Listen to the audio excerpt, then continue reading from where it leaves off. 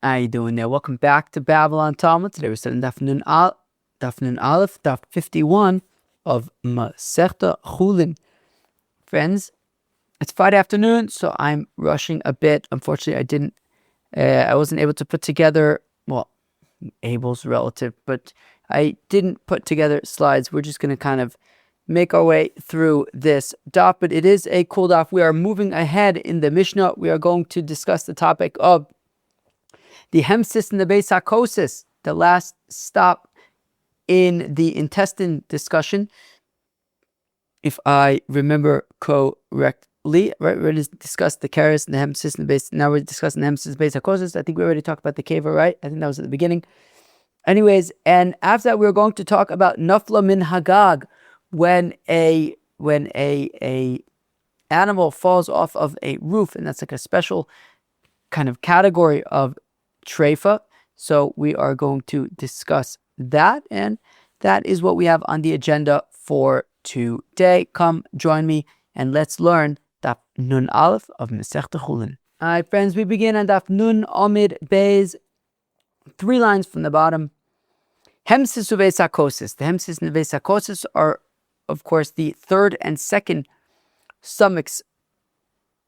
What's that word called? Respectively, right? Respectively, right? So after the keres, the food makes its way into the beis hakosos, and from there into the Hemses. Now, Tana Rabbanan, the rabbis taught machat shenimtzes ba'ovi beis hakosos, as we learned about yesterday, 2 days ago, that when you have a needle that is found ba'ovi beis hakosos mitzad echad kshera mishnei tzadim treifa, as we learned the other day. So the beis hakosos is this second stomach, and it's the walls of the beis hakosos. Its exterior has 2 layers of membrane, tissue, and that's with like fat in the middle. So now, if a needle was found inside the beis hakosos, and that needle was lodged into the first layer of wall, but didn't puncture the whole way through. So the inner layer, it was punctured through the inner layer,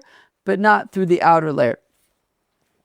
Right. So again, mitzad echad kshera. If it punctured, if it poked through one layer but not the second, kshera. Mishnei tzadim. But if it punctured both layers, if it poked all the way through, so then treifa. Nimtza alea koret dam. Now, however, if blood was found on the needle, right? So if it poked all the way through, which we said is a treifa, if there's blood on the needle, so that's an indication that it was already like this from when it was still alive. So then you know that the needle had poked through the beis hakosos when the animal was still alive, and it's a treifa. But if you don't find any blood on the needle, well then the needle must have poked through only after the shchita, because the assumption is that once the animal's dead, so its blood is gonna congeal and not flow, and things won't be as bloody. So therefore, even if you find that the needle was poked through both layers, was poked entirely through, but you don't see any blood on the needle, so it happened post shchita, and the animal is ksherer. Higlid. Now, if you find, but higlid piamake, if the puncture, if where the beis hakosos was punctured, there was a scab on it. Well, scabs take time to scab. It'll take 3 days to scab. So so you can assume that the puncture must have happened, that this needle must have poked through at least 3 days prior to the shchita, because it had enough time for the blood to scab. What's the nafkamina? The nafkamina is, it's like my friend yesterday, right? My friend Yosef Gutman, he went and he picked up some chickens, and he came home and we shechted them. So if we would find some kind of treifa, right? So let's say these weren't chickens, but these were animals that have a beis hakosos. We found the needle in there with the scab on it from 3 days earlier. My friend Yosef Gutman can go back and say, "Hey, pal, it's a mekach tos. You sold me an animal that's a treifa, because if it's scabbed, he knows that it was before he bought it. So iglid pi amaka b'yadosh shlosh yomim kodem sheshachata. Lo iglid pi amaka, but if there was no scab on the puncture, well then, who knows when it happened? Who knows if it happened before the purchase, after the purchase? There's no way of knowing, and therefore motzim mechaber olav araya. So it's interesting what exactly this means. So Rashi says what it means is that the assumption is that Shimon had already paid for the animal, right? So let's say we're talking about a goat. I just find goats to be easier. Maybe just because I've seen so many of them get like cut up and stuff. But anyways, so the assumption is that the goat monger would not have sold a goat to, let's call him Reuven, unless Reuven had already paid. So now, this is the Rashi. So Reuven had already paid the goat monger for the goat. So now, if Reuven wants to claim that he bought a treifa, the burden of proof is on him, because he's being motzi mechaver. He wants to get his money back. So therefore, the burden of proof would be on Reuven. Tosfos says that actually, even if Reuven had not yet paid, Tosfos says something very, very interesting. That even if Reuven had not yet paid, he would still need to pay. Right? Meaning what happened? The goat monger gave Reuven a goat. Reuven hasn't yet paid for it. Reuven shechted the goat. Turns out that there is a puncture in the beis hakosos. And the shaila is, when did it happen? Right? If it happened before the purchase, well then it's a mekach tos, and he shouldn't have to pay for it. If it happened after the purchase, so the goat monger didn't do anything wrong. It's not his fault that it happened after the fact. So Reuven would have to pay the goat monger. So now, but we don't know when it happened. So we say amotzi mechaver olav araya. So in this case, well, if Reuven hasn't yet paid, I would think that the burden of proof would have to be on the goat monger to prove that it happened after the fact, after the sale, so that he can get his money. But no, Tosfos says still the burden of proof is on Reuven, because we only found this condition in Reuven's possession, right? Reuven took the goat, he slaughtered the goat. Only at that point, when it was already in Reuven's possession, did we realize that there was a needle here, and it was in his possession. And now what he wants, right? So we didn't know about this needle when it was by the goat monger. It was in Reuven's possession that we found out about it. So there's already kind of this, this almost like suspicion, let's say, is like on him. It's already found it was in his possession after all that it was found. And Reuven is coming to basically undo, and that's like what he's being motzi. He's coming to take away, he's coming to undo the deal that they already made. So if the needle was found in the animal in Reuven's possession, and he now wants to come and undo what they already had, it's the burden of proof is on him in order to prove that the needle was there when he bought it. So very, very interesting about how to understand Hamotzi Mechaver Olav Araya over here. Anyways, fine. So where are we? So Higlid Piamakis. So if it already scabbed, Biadua Sheshlosha Yomim Kodem Shchita. So then if there's a scab on it, then you know it was already from at least 3 days prior. And therefore, if you had bought it since then, so you bought it that day, so you can go back to the monger and say, hey, you sold me a treifa.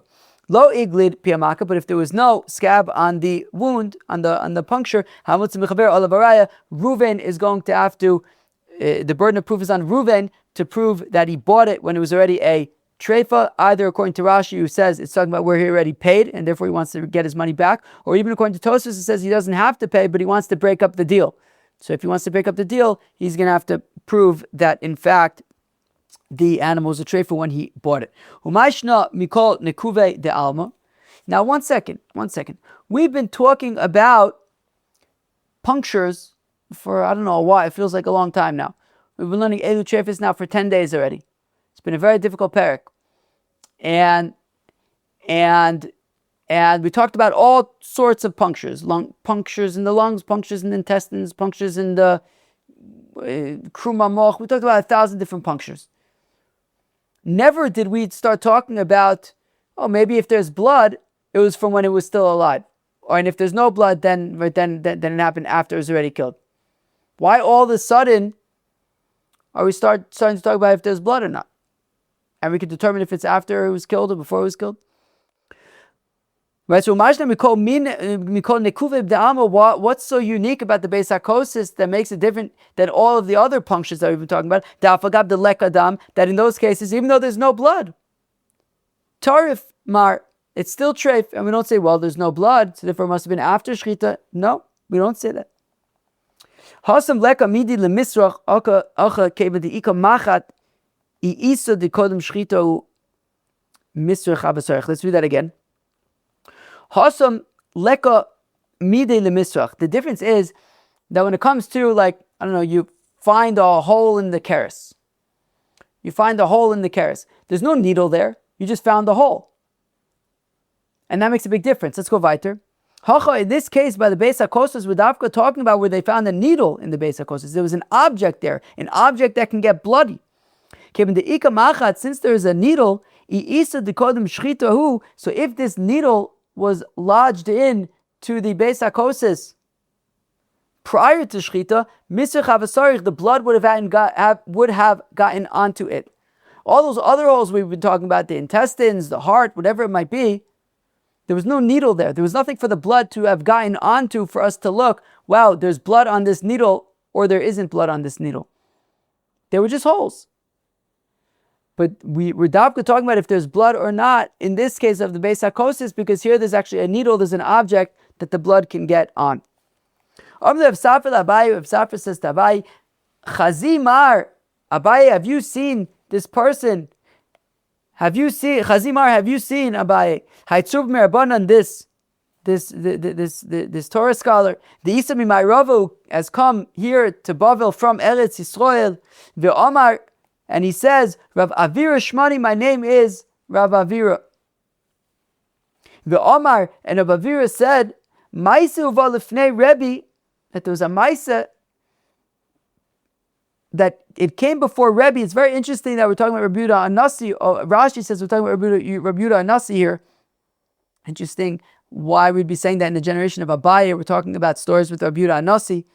But anyways, Uvalefnei Rebbe Machat Shinim says Ba'ovi beis hakosos. That says Rabbi Avira from Eretz Yisrael, and he says, meaning, so what happened? So Rav Safra says to Abaye, have you heard, Abaye, about Rav Avira, who's come from Eretz Yisrael? And he said the following, which is that a story happened that an animal was brought to Rebbe. That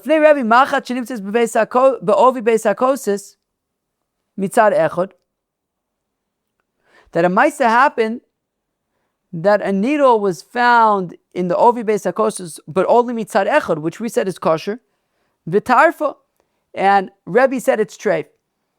So Rav Safra comes to Abaye, and he says to Abaye, have you heard that this Rabbi Avira has come from Eretz Yisrael to Babble, and he claims that one time a needle was found in the ovi beis hakosos, in only one of the levels, in only one of the layers, and Rebbe says it was treif. Shalach lei lo asa. Abaye sent for Reb Avia, but he did not come. Philosophy legabe ozal hu legabe. So Abaye went to Reb Avia, to Reb Avira. Have a koya egur, and Reb Avira was on his roof. Ameneches mai v'nesi. Abaye says to Reb Avira, come down. Lo nachis. Reb Avira didn't come down. So Abaye went up to the roof to where Reb Avira was. Omalei, and Abaye says to Reb Avira, Emily Gufa de Uvde Echiyava, tell me all, I want to know all about this story. Right? Apparently you've said that there was a Maisa where an animal came before Rebbe with a needle in the beis hakosos through only one of the walls, and he said it was treif. I want to hear all about this. Omar Lei, Reb Avira says, Maftir Knesios Ono Le'ela Me Rebbe Rabba. I think he was some kind of maybe administrator of sorts at the Beis HaMedrash of Rabbi Yehuda Anasi. V'ava Rav Huna Tziporoa Rabbi Yossi Mada'a Yoshvin Lefanav, and Rav Huna from Tzipori and Rabbi Yossi from Media, they were sitting before Rebbe.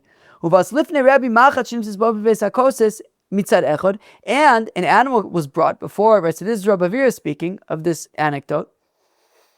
And an animal was brought before Rebbe, and this animal had a needle in the ovi beis hakosos mitzad echad. It was only coming from one side; it wasn't all the way through.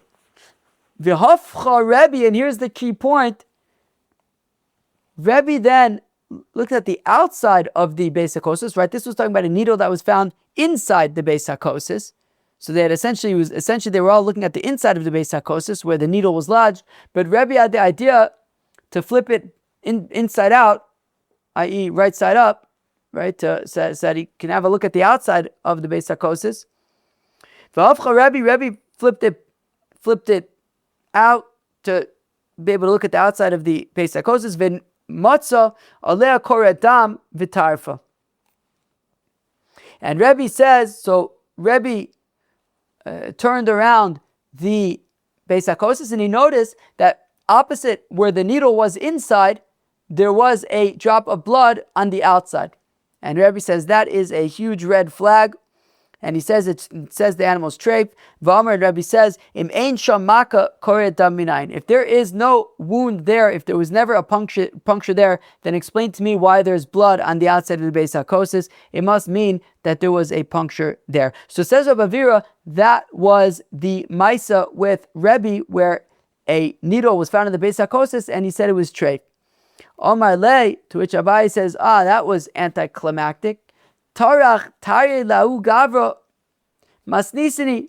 I came and I schlepped here to see what this was all about, but I see it's really no different than our Mishnah. Hemses beis hakosos shenikvu lachutz, that our Mishnah talks about the Hemses and the beis hakosos, that if there's a puncture in them, if there's a hole in them, that goes through both layers. It is a treifa, and essentially that was exactly the situation with Rebbe. A animal was brought before him. There was a needle stuck into only one of the layers, but he saw on the outside that there was blood, which means that Memele, the needle must have gone through both layers, because that's the only way you can explain blood being on the outside of the beis hakosos. So it says Abai, look, at the end of the day, there's really no big chiddush over here. We all agree that a needle that goes through both layers of the beis hakosos and the Hemses is going to be a treifa. All right, friends, now we move on to the next treifa in the Mishnah. Nafla min hagag.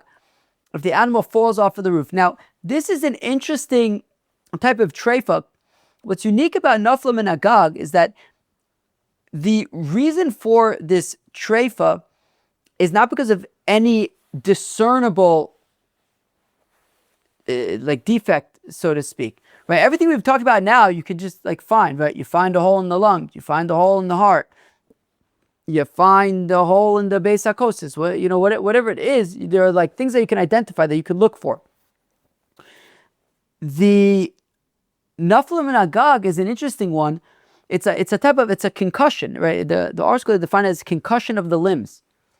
That essentially, if an animal falls off of the roof, so then we're gonna learn on today's daf that basically it falls off on the roof and it doesn't move. If it already gets up or anything like that, it's not considered nafla min hagag anymore. But anyways, you have an animal that falls off the roof. You have to wait 24 hours before you could shecht it. 24 hours to make sure it's going to live. And if you shecht it within those first 24 hours, it's treif. That's nafla min hagag. An animal falls off of the roof. For the first 24 hours, it's treif. If you slaughter it within the first 24 hours, you could do the best bedika you want.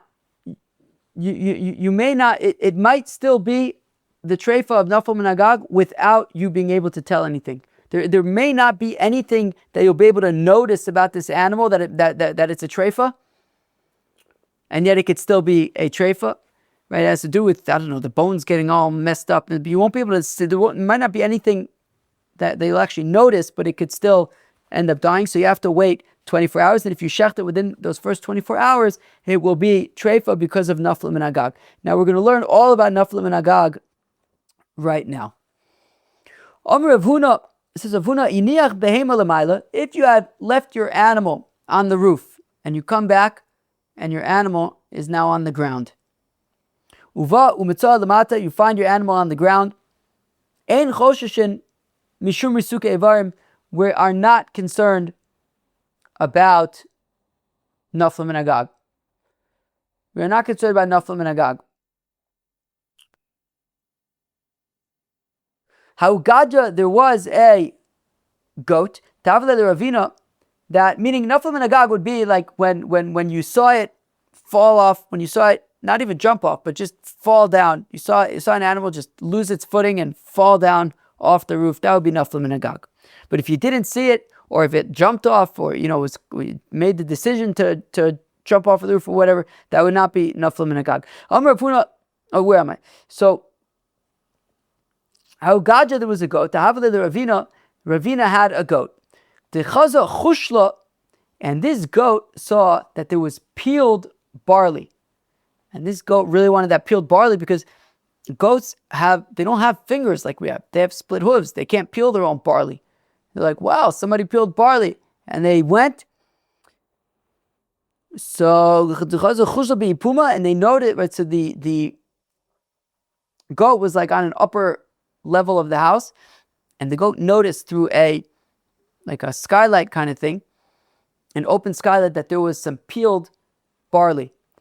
Dogar, and he jumped through the skylight, nafal me'igri la'ara, and jumped off the roof and landed on the ground, landed where the peeled barley was. Now, Asur the Kame de Ravashi, now Ravina brought his little goat to Ravashi. Then he says to Ravashi, Hada Amar Ravuna, when Ravuna says, Iniach behema lemaila, uva umatzu lamata, that when Ravuna says that if you had left your animal on the roof and now you come back and it's landed on the ground, ein chosheshin, mishum risuke evarim, we're not concerned about naflam and agag. Is that because mishum de isla midi lemisrach by leisla midi lemisrach? Is it because, well, when in the case of the animal that was on the roof, and now you found it on the ground, well, you don't know how it got from the roof to the ground. I mean, it must have jumped or something, but it could have kind of on its way down, there could have been things on the wall or whatever that it could have tried to hold on to kind of break its fall or whatever. So it wouldn't just be the same as like just falling off the roof and just impacting straight on the ground. Now, when it came to this goat jumping through the skylight, there wasn't any wall. It was just like a window in the middle of the roof. There was no walls, nothing for the goat to kind of hang on to and break the fall. So in this case, maybe it should be a treifa. Maybe the goat should be a treifa. Odilma mishum de amda nafsha v'nami amda nafsha. Or maybe it's because if this animal that you left on the roof and now you found it on the ground, the reason why it's kosher is because it made the decision. It made the cheshbon, like, okay, I'm going to do this. And here also this goat made a cheshbon, meaning it didn't just lose its balance and fall off, but it actually planned for it and consciously jumped from the top to the bottom. So maybe it should be kosher, right? So meaning the question is, how do we look at this, right? When you leave your animal on the roof and you find it on the ground, we say that it is kosher. Is it kosher because it would have broken its fall on the way down, which wouldn't apply to the case of the goat with the skylight? Or is it because we assume that the animal chose to jump off of the roof and was kind of able to, I guess, plan things out better? What does Rashi say?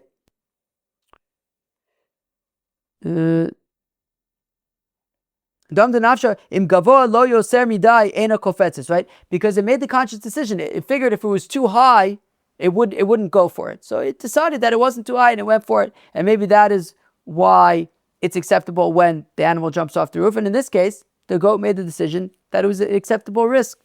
So says Ravashi, that is the correct reason.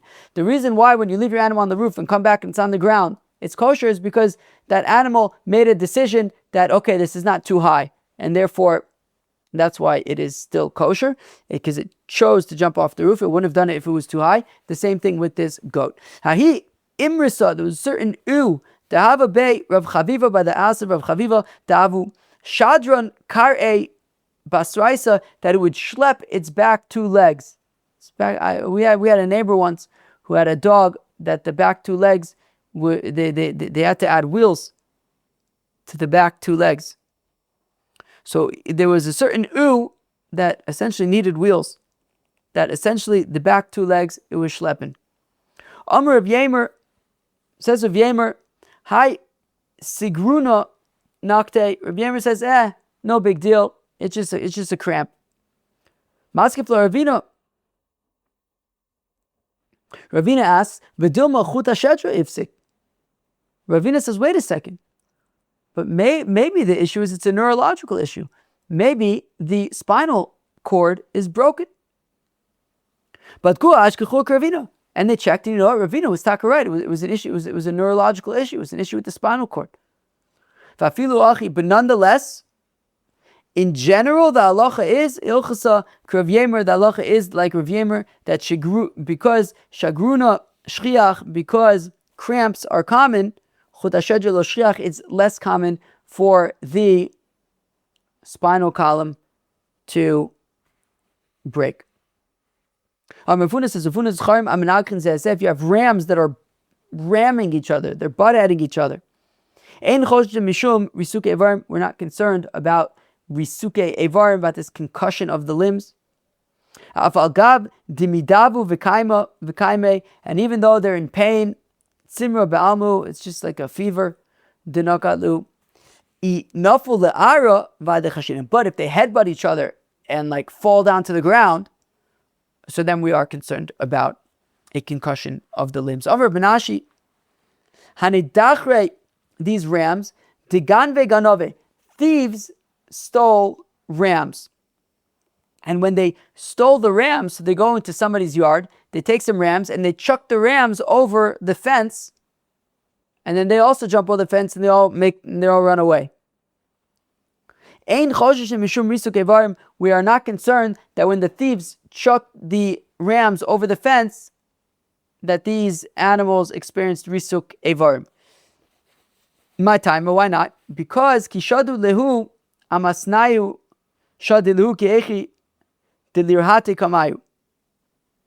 Because when the thieves chuck the rams over the fence, they are careful to chuck them in a way that the rams will land on their feet, because the thieves are going to need these rams to run.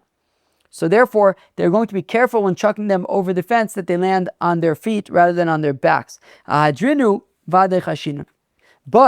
if the thieves return the rams and chuck them back over the fence, back into their pens, well then we would be concerned about risuk evarim.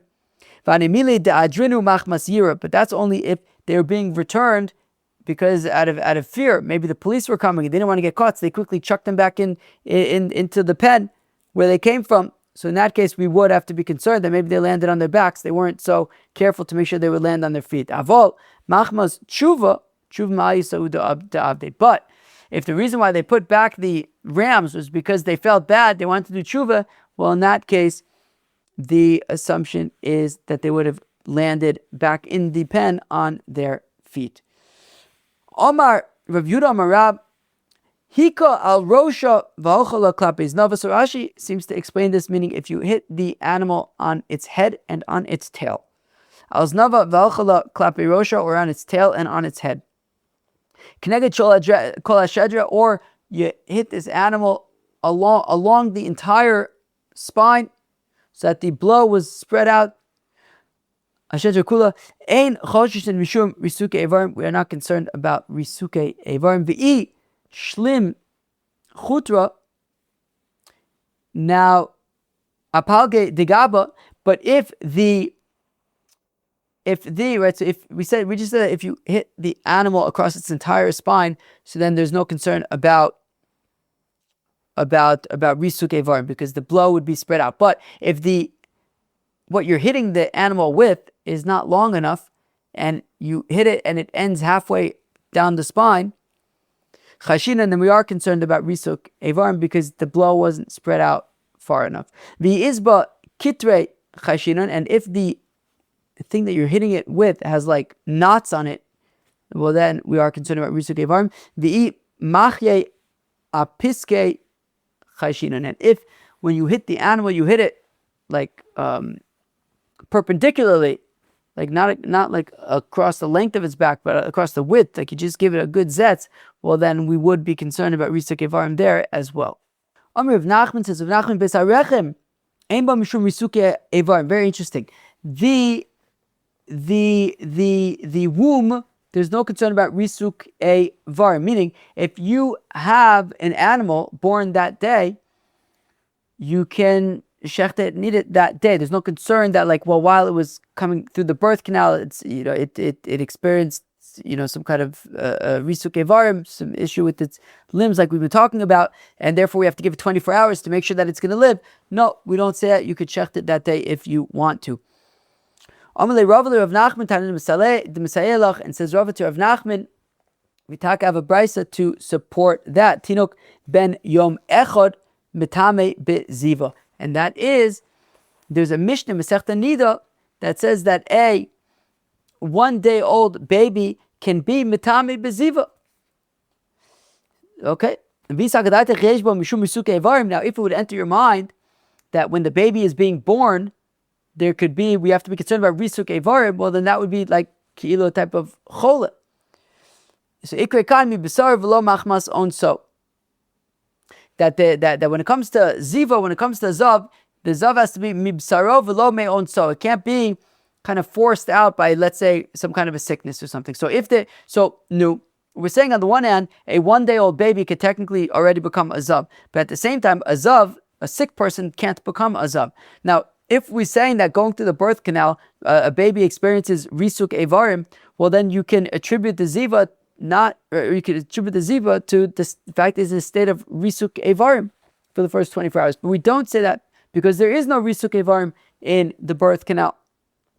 Says the Gemara, Hachab mayaskinon sheyotze derech dofen. Well, you could theoretically, it's not definitive proof, right? Because you theoretically could say that when can a baby be a ziva on day one if it was a C-section and it didn't actually go through the birth canal. Tashma, come here. Egel shenolad b'yomtiv shochten also b'yomtiv. Well, we say Masechta Beya that a egel, a calf that was born on Yom Tiv, a calf that was born on Yom Tiv, you can eat it on Yom Tiv. Now, if it enters your mind, meaning how come you're allowed to eat the calf that was born on Yom Tiv? Shouldn't it be nolad? Right, it's the first Mishnah Masechta Beya. Beya shenolad b'Yom Tiv. Mukt. So shouldn't this newly born calf be nolad? Why are we allowed to eat it? The reason why you're allowed to eat it is because technically you were allowed to eat it even when it was still in its mother. If you shech the mother, you can eat the fetus, the baby that's inside the mother, you can also eat. So therefore, since the animal was edible when it was, right, you could have eaten it when it was still in its mother, now it's born from its mother, you can still continue to eat it. But if we say though that there's risuk evarim, that in the birth canal there's risuk evarim, so how would you be able to eat it on the first day? So again, Tashma, egel shenol b'yomtiv, an egel that's born on Yom Tiv, shochatin also b'yomtiv, you can slaughter it that day. So achinam kigon sheyotze derech dofen, again, you could say that it's talking about where it was a C-section, so there is no risuk evarim. You could argue that there is risuk evarim by the birth canal, but this was a C-section. Tashma, come in here. V'shavin she'im nolad hu umumo imo. Shezeh min amuchan. This is with regard to a bechor. The next Masechta that we're learning is Masechta Bechoris. Now, a bechor, the way that a bechor works is that a person has a firstborn sheep, goat, cow. That firstborn male is given to the kohen. Now, the kohen either offers it as a mizbeach, as a korban, or if it gets a mum, he can simply eat it. So the machlok is about what if a bechor, so a kohen has this animal that's a bechor, and it gets a mum on Yom Tiv. So the machlok is whether or not the kohen can shecht it and eat it once it has a mum. You don't have to bring it as a korban, you can just eat it. So the shaila, if the mum came on Yom Tiv, if the kohen would be able to eat it. But everyone agrees that if on Yom Tif the animal was born with a mum, well then everyone agrees already that you would be able to eat it on Yom Tif, because when it was in its mother, you could have eaten it together with its, right? If you shechted the mother, you could have eaten the baby, because it only has Kedushas Bechor once it's born, and once it was born, it already had a mum. So therefore, you'd be allowed to eat it on Yom Tif. Right, so again, V'shavin, everyone agrees, Shem Nolad Hu Umumo Imo, that if this Bechor was born with its mum, Shezem Amuchan, that it would not be muksa, you'd be allowed to eat it on Yom Tif. V'chi Tema Hachinam Yotze Derech Dofen Aguf Derech Dofen. And if you can say, well, the reason why you can eat it is because this was also a C-section, and therefore we don't have to be concerned about Risik Evarim. That's impossible. Because Derech Dofen Mikadosh, the fact that we're saying that it's a Bechor, it means it couldn't have been a C-section, right? Animals or even people born from C-sections, there's no Bechor, right? There's no Korban Bechor, there's no Pidyon Haben. So therefore, the fact that we're talking about a Bechor means that it definitely was not a C-section. It was a regular, it was a standard birth. And still, we're talking about eating it that day. So would that not be a raya that there's no risuk evarim in the birth canal? Again, if you're going to say that it's talking about a C-section, derech dofen mikadosh, if it was a C-section, would it have kedushas bechor? Ve'amar Reb Yochanan, modai Reb Shimon, that Reb Shimon was modai, even though Reb Shimon says that when it comes to C-sections, there would still be, let's say for a boy, the 7 days of Tumah and the 33 days of Tyra, for a girl, 14 and 66 respectively. Reb Shimon says that would apply to C-section as well. However, le'inyan kodshim, she'eno kadosh, that Reb Shimon admits though that when it comes to kodshim, there would be no kedusha if we're talking about a C-section. So clearly this Bechor was not a C-section. So then why are you allowed to eat it that day? Does it not prove therefore that there's no risuk evarim in the birth canal? Well, here it's talking about the feet Rashi. It seems it's talking about where the animal stood up, right? Because we're going to learn in just a few minutes that when we talk about nafal min agag, right, so we say if the animal falls off of the roof, you have to wait 24 hours. That's only if it's just lying there and sitting there. The animal fell off the roof, it hasn't moved. So we have to give it 24 hours because it might die. It might be a treifa now. But if it got up, you no longer have to wait 24 hours.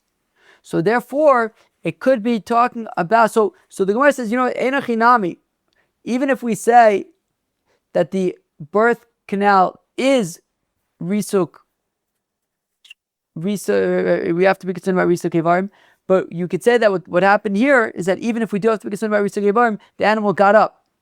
And if the animal got up or even moved, went to get up, it's going to be its machlokas, we'll see in a few minutes. So then you don't have to worry about me'es la'es anymore, and you would be able to shecht it. V'amar Rav Nachman says, Rav Nachman, beis hamid b'chayim, if you are kind of turning over an animal, or even like a cow, which is a much more difficult thing to do, onto its back at the butcher, at the slaughterhouse, or wherever you're shechting, ein ba mishum risuke evarim, you don't have to be concerned about risuk evarim when you flip over the animal. Ha'utar denafel, there was an animal that fell over on its back at the slaughterhouse. Vishtam akol negi chuse, and you're able to hear that it was, I guess, in pain, or it definitely felt the impact. All Rav Yitzchak bar Shmuel bar Marta shakol mi shufrei. Nonetheless, that did not deter Rav Yitzchak bar Shmuel bar Marta, and he ate from that animal. Amalei Rabbanan, the rabbi said to Manalach, how do you know that you're allowed to eat this animal? Amalei says, this is what Rav says, Siport of no eitz, ach megel arts. That basically what do we say? You have this animal that's like at the slaughterhouse, and you're flipping it over on its back so you could check it, and you're saying it lands on its back, and we say nonetheless we don't have to be concerned about risuk avarim. Why not? The answer is because the animal wants to kind of stay standing, wants to stay on the ground, right? So it's going to do whatever it can to try to keep its balance and to mitigate that fall, so that therefore we rely on that mitigation of the fall to say that there's no concern about risuk avarim. Amar Rav Yudah Amar Rab Amda ena tzricha me'es leis, says Rav Yudah Amar Rab, that if the animal stood up, so it fell off the roof, but it stood up, it got up on its legs, so you no longer need to wait the 24 hours, it's no longer a treifa.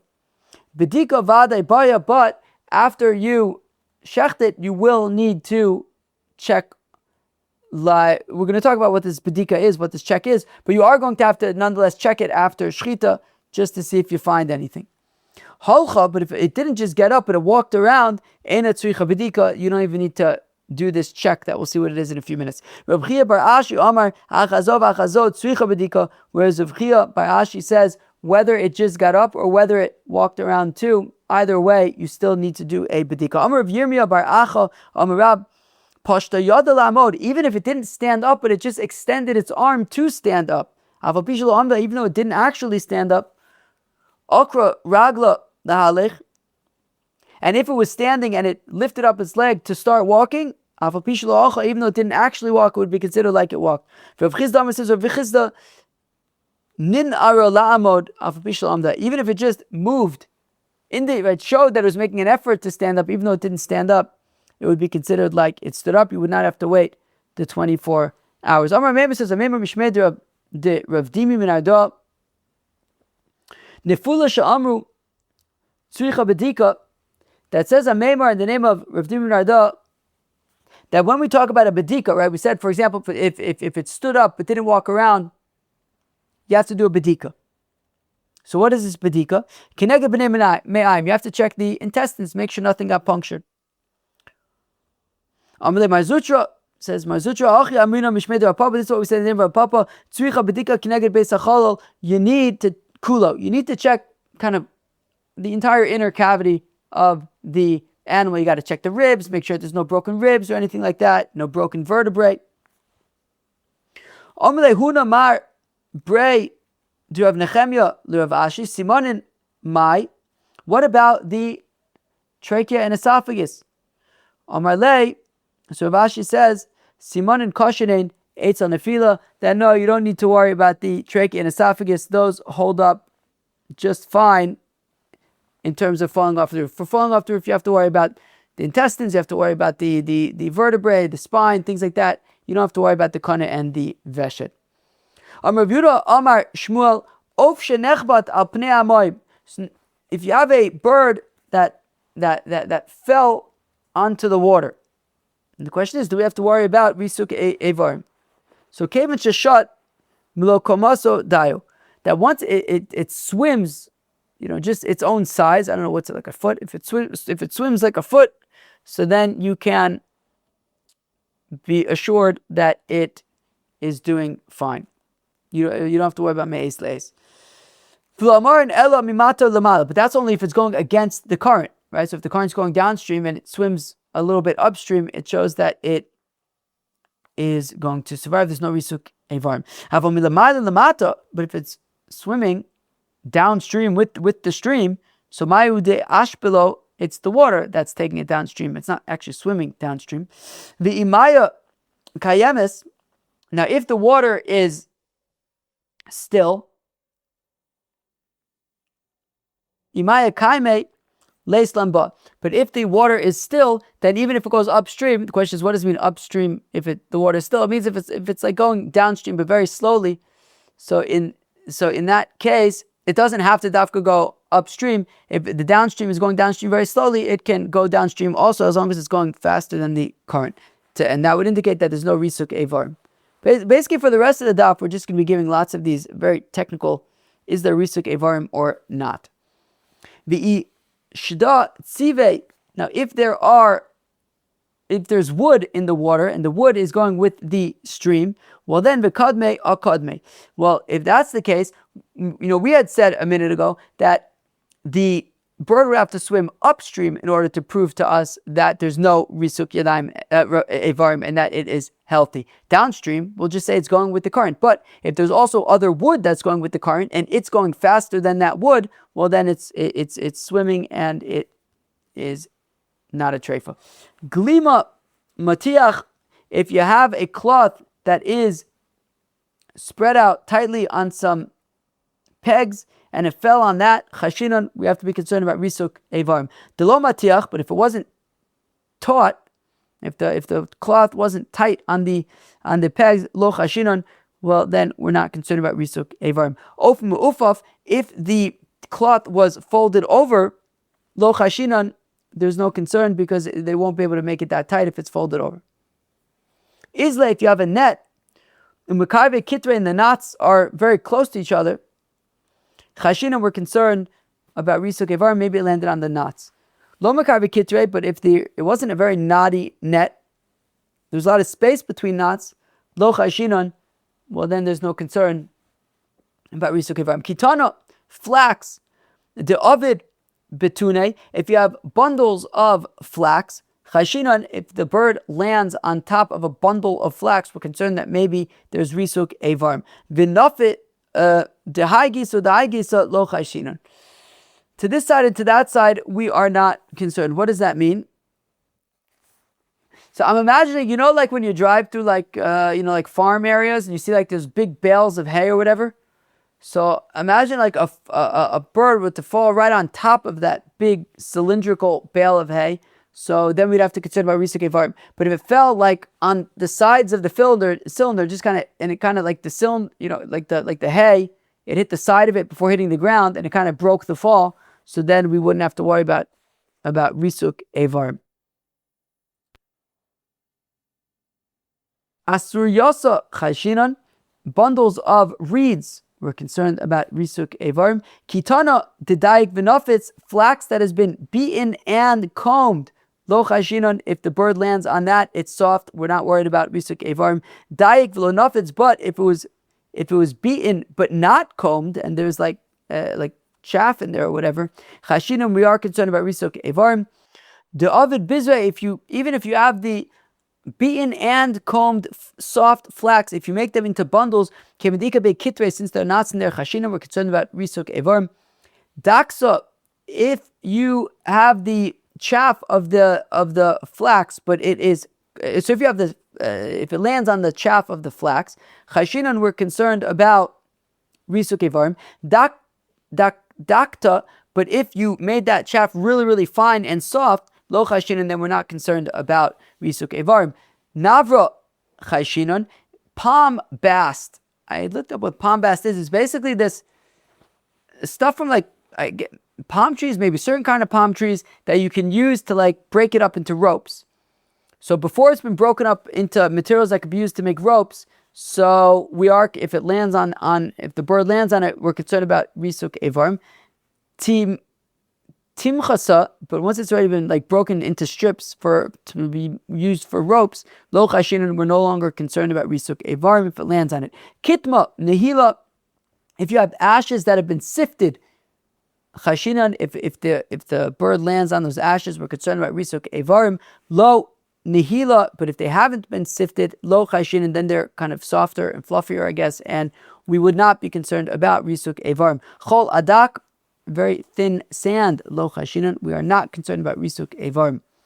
Chol agas, thick sand, chashinan, we are concerned about risuk evarim. Avav drachim, dust of the roads, chashinan, we're concerned about risuk evarim. Tivna, ve'avid bizaga, tevin, straw, and it is made. What's the avid bizaga? It's made into a bundle. So chashinan, if it lands on that, we are concerned about risuk evarim. Though avid bizaga, if it is not made into a bundle, lo chashinan, we're not concerned about risuk evarim. Chite, wheat, v'chol minayu, and anything similar to wheat. Rashi says, for example, spelt, chayshinan, if it lands on that, we are concerned about risuk evarim. Saire, barley, v'chol minayu, and things like it, lo chayshinan, we are not concerned about risuk evarim. Kolmine kidneys, all types of legumes, ein ber mishum risuke evarim. We're not concerned about risuke evarim. Levadmin ruvia, but not fenugreek. Chimtze, ein ber mishum risuk evarim. Peas don't have risuk evarim. Chavtze, however, arbis, chickpeas, yesh ber mishum risuk evarim. Klal de milsa, the general rule is kolmine de masrik, anything that has like give, that can kind of move around, that can soften the fall. There's no percent about risuk evarim lo masik, but if there's no give and it'll just be falling on something hard, yesh bo misum risuk evarim. Friends, that was up 51 of Masechta Chullin. In the first part of the daf, we learned about the Hemses and the beis hakosos. We brought up a sugya that we had mentioned the other day when a needle is found in the inner inner wall of the beis hakosos. We talked about that if the needle punctured the beis hakosos, but there's blood, so now it would be an indication that it was from before the shechita. But if there's no blood, then it would be an indication that's after shechita. If there was a scab, that it's from 3 days at least prior. Nafkamidas for amotzi mechaveru olav arai. So machlekes Rashi and Tosas about what that means. Doesn't mean that he actually had to pay for it already or not. We then moved on to an animal falling off of a roof, which is an interesting concept that you have to wait 24 hours before you could check it to make sure that it is going to survive and there wasn't any internal damage that is not visible. We did say that once already, if it stands up already, then you no longer need to wait for 24 hours. And we gave all sorts of other scenarios where we do and where we don't have to worry about risuk evarim. We said that if it stands up, you no longer need to wait 24 hours, but you do have to need to do a bedika. That bedika would be checking the intestines for holes or broken ribs and broken vertebrae and things like that. Friends, that was Daf Nun Aleph, Daf 51 of Masechta Chullin. I hope you enjoyed. Catch you later. Cheers.